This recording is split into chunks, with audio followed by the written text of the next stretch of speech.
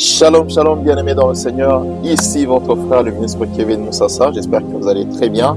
Et bonne année déjà 2026 à toutes ces personnes qui seront en train de me suivre. Je suis en train de clôturer ce que j'ai déjà commencé, où nous sommes en train de parler sur comment préparer l'année 2026 ou comment préparer une nouvelle année.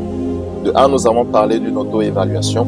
Il faut évaluer ce qu'a été l'année précédente, l'année antérieure, voir ce qui a marché, ce qui n'a pas marché, pourquoi ça a marché, pourquoi ça n'a pas marché, en tirer des leçons pour les appliquer dans la nouvelle année qui est en train de venir. Deuxièmement, j'ai dit qu'il faut prier. Ah oui, il faut prier.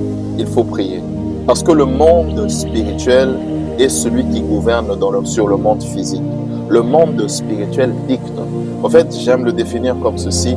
Le monde physique est une rediffusion de ce qui s'est déjà passé dans le monde spirituel. Si nous voulons changer les données dans le monde physique, il faut le faire dans le monde spirituel. Parce que c'est là que tout vient. C'est de là, que tout vient. Lorsque nous changeons les données dans le monde spirituel, nous allons subir les conséquences dans le monde physique. Et c'est pourquoi la prière est importante. Parce que la prière nous permet de changer les données dans le monde spirituel. Nous sommes certes des êtres physiques, mais nous avons un esprit et avec le Saint-Esprit, nous pouvons aller changer les données dans le monde spirituel. Et c'est pourquoi il faut prier. Et j'aime dire cette phrase, je vais la répéter encore ce soir. Lorsque nous ne prions pas, si tu ne parles pas pour ta vie, quelqu'un d'autre parle à ta place. Et c'est comme ça que plusieurs ont subi les paroles qui ont été prononcées contre eux parce qu'eux-mêmes ne se sont pas levés pour parler. Mais la troisième chose que j'aimerais dire, comment préparer une nouvelle année, c'est les actions de grâce. Ah oui, les actions de grâce. Les actions de grâce nous permettent, tel que le mot déjà le dit, à exprimer envers Dieu cette gratitude par rapport à ce qu'a été l'année antérieure, l'année précédente. Mais les actions de grâce nous permettent aussi à exprimer notre foi et notre confiance en Dieu par rapport à ce que sera l'année prochaine. Il est important en tant qu'enfant de Dieu de cultiver cette habitude de présenter à Dieu, d'emmener des actions de grâce à Dieu pour sa fidélité, pour ce qu'il a fait, mais nous le faisons aussi par foi. C'est-à-dire, nous présentons des actions de grâce à Dieu en fonction de ce que nous croyons qu'il fera en 2026.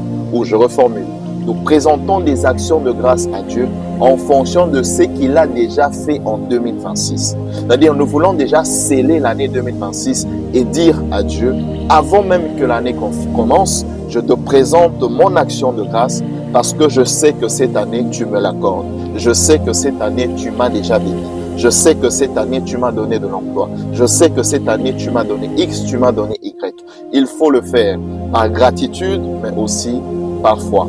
Et lorsque nous lisons la Bible, nous voyons même qu'il y a plusieurs combats que les enfants d'Israël ont pu résoudre dans le monde spirituel simplement par des actions de grâce. Lorsqu'ils ont présenté les sacrificateurs qui se sont présentés, qui marchaient devant l'armée et qui chantaient et qui présentaient des actions de grâce sous forme de chants, à ce moment-là, l'Éternel a combattu pour eux. J'aimerais dire encore ceci à quelqu'un.